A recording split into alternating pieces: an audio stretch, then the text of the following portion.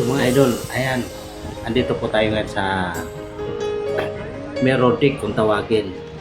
So, bali karating lang namin. Pagkadat yan, bumili kami ng ticket. So, package na po yung binili namin ng ticket. Una, ito sa Mirror Deck. At saka sunod yung 9 3D. At saka yung Maze Dreamer. At saka pangapat yung Grasswalk. So, inuna namin ito sa Mirror Deck para sa ganun akit kami doon sa may Grasswalk. Nandun na yung tatlo pa na package na binili. So, ayun guys, nag-picture muna kami. So, shout out sa mga kasama ko dito. Ayan, yung mga kasabayan namin dito sa loob ng Mirror Deck. So guys, napakaganda. Sulit talaga pag magkakaroon.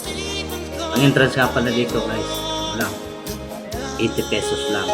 Pero mas maigi, kuhanin nyo na yung package. Bali 600. Kasama na yung classroom. So, yun guys, kung natapos yun yung guys na video, pa-share naman at pa-like, pa-subscribe na rin. Maraming salamat.